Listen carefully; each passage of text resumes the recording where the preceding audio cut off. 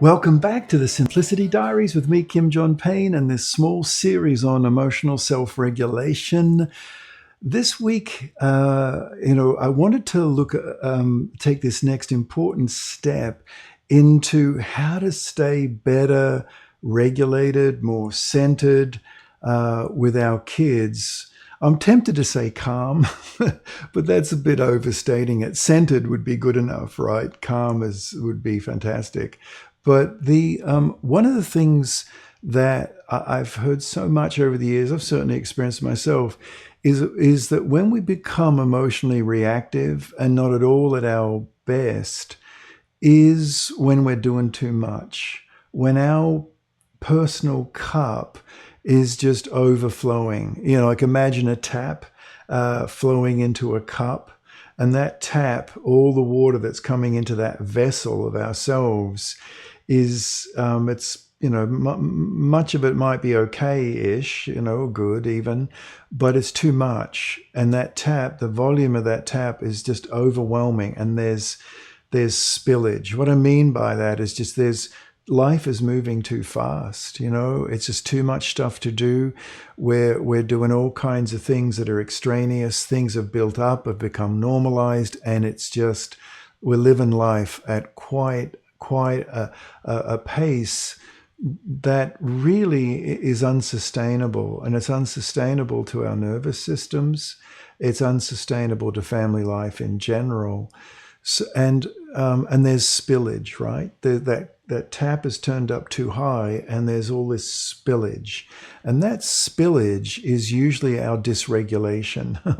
that spillage is usually us getting angry, us getting frustrated, us getting steely. Whatever it is, whatever our sort of go-to overwhelm place is, it is not the way we want to be at all. And so it's important to understand the spillage. We spoke about that in just this previous week's episode of understanding where is the spillage, or another way that I put it is, what is pushing our buttons, getting under our skin. There's all kinds of metaphors, isn't there? Interestingly enough, but to understand what's getting under our skin, what is the spillage, so to speak, it's good. It's really important, and I hope you had a chance to consider that.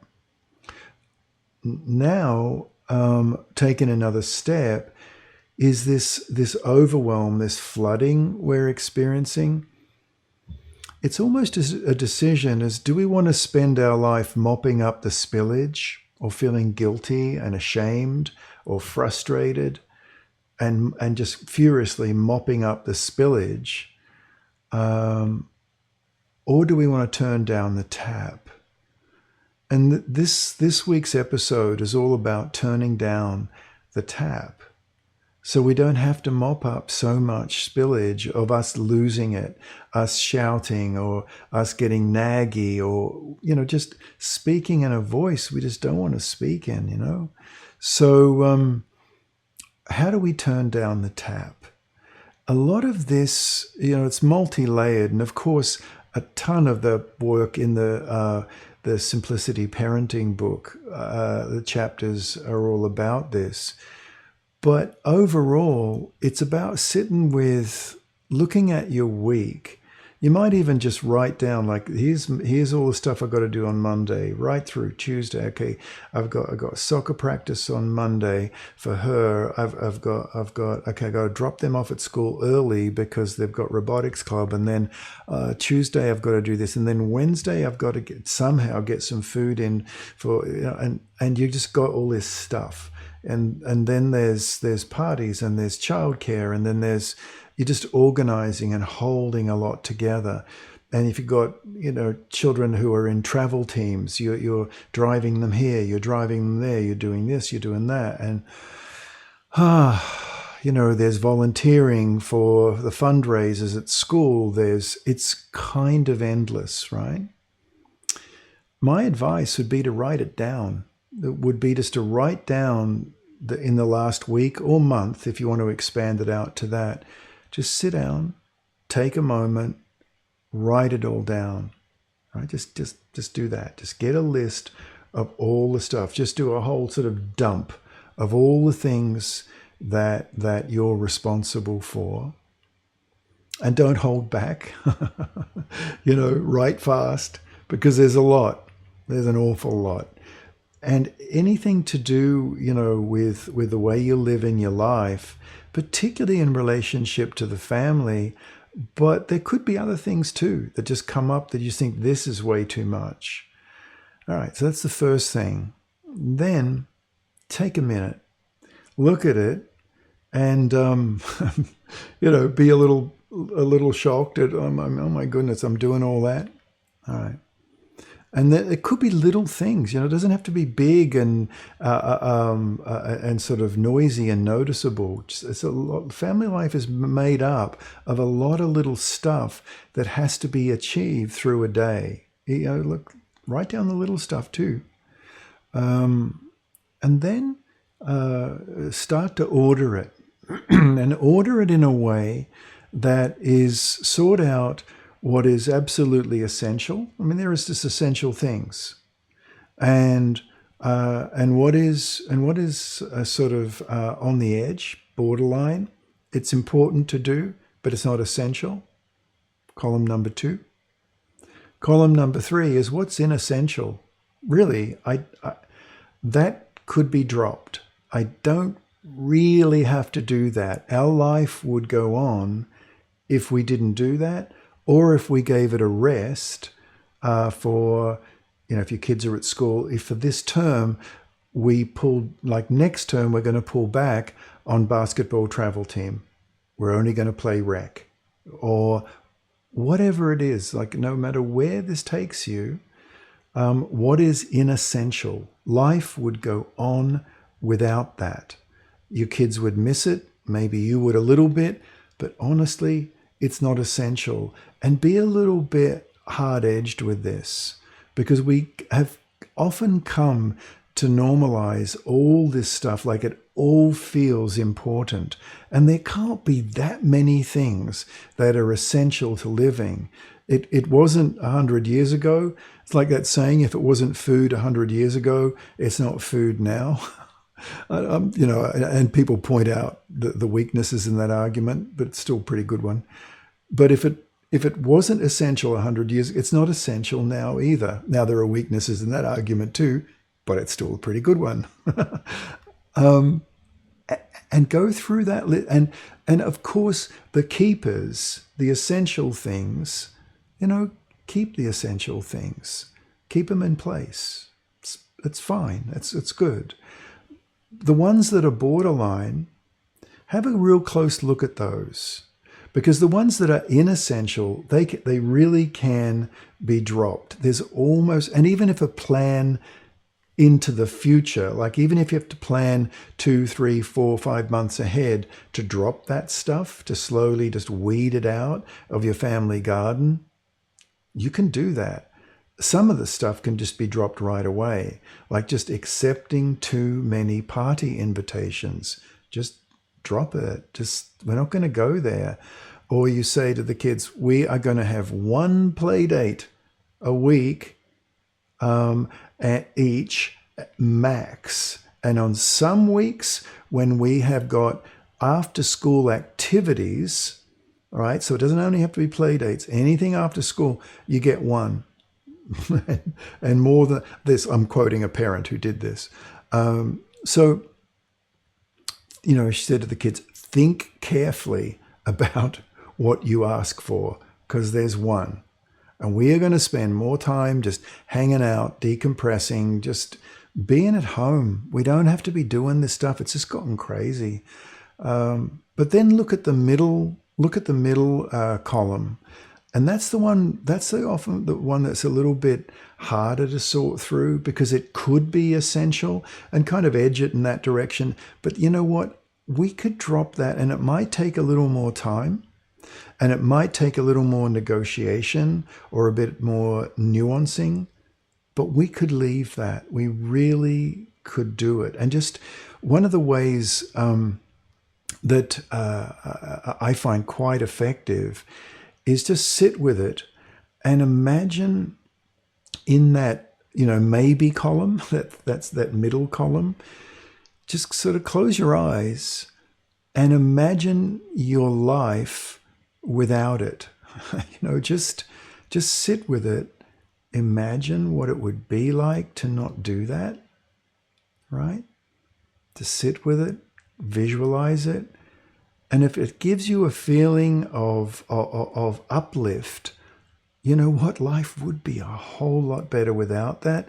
Go for it. Put it in the inessential column. If you get this feeling when you're visualizing dropping this thing, whatever it is that's in that middle ground, and it gives you a sad feeling, like the boat kind of goes low in the water, and it doesn't give you an uplift, then it, there's an argument to putting that in the essential column. When I've done this exercise with parents, sometimes they turn to the essential column and do exactly the same thing, and some things move from essential, like they imagine it, like it's totally essential that Miguel has travel team soccer, and that Andy has piano and ballet lessons. Essential. It's essential. And they imagine their life where that's dialed back. And sometimes that ballet lesson, it's like a lot of pressure because she's in a performance, and there's a lot of pressure. You've got to be there 4 or 5 times a week. And I'm not kidding. That is for those of you involved in performance ballet or dance. You'll know this is true in many troupes. And the coach will drop kids who don't. The instructor will drop kids who don't turn up 3-4 times a week, and then on Saturdays for performance. But imagine your life without it. And if you just get this feeling of breath, this feeling of, then I think that goes in the maybe column, or even the ditch it column, even the inessential. So, just think of your week, go through it in this way. Now, I wanted to wrap up this week's episode by going back to time during COVID times, during the epidemic. Super hard time. And this is not universal. This is a little bit generalized feedback I got. But a lot of parents who had kind of sorted out what was essential and inessential. In other words, they lived a life prior to COVID of the tap being turned down fairly low. When this really awful lockdown happened, and it was such tragedy in the world. But many parents have said to me quietly, and they've always prefaced this saying, I know this was awful and tragic and horrible. We know that. But in our home, it wasn't all that dramatic because we'd already sort of worked this one out and weren't living life at a pace that was unsustainable. So when this came, we still had to make some adjustments, but the adjustments were there. Now, this is, again, I want to labor the point. This is not the case for all people, and it doesn't apply to everyone in any way. But I did hear that comment an awful lot. Now, coming full circle, just as we wrap up, this is one of the things that makes us better emotionally regulated, because it means much less running around. It means much less that we're sort of the unpaid taxi service, where we're living life at a breathless pace, and we're living life right up to the edge.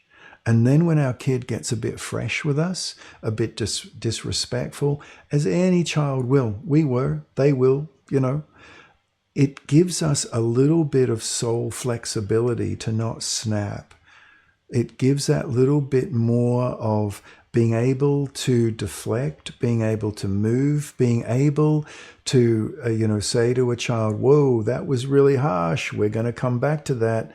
That was not okay. You don't always speak like that. We're going to find out what all that was about later on. No, not now. And there's this crucial little piece I just mentioned, not now. We've got the space to actually sort it out when we choose, in our timing, right? And not the snapback. You will not speak to me like that. If I had have spoken to my father like that, and then you're into it, and the child's 9 and you're not, and it's just an unattractive look, and we later that night we think, oh my goodness, that was not good. Well, dialing life back, slowing down, turning down the tap, and working out what's essential from the inessential gives us just that little bit of space. It's not magic, but boy, is it helpful. Okay. And remember, all these themes are tied together in the Simplicity Parenting Care Professional Emotional Self-Regulation, kind of being at your best, seminar that we have coming right up. And you can find out a ton of details about it on the link below. Okay, bye-bye for now.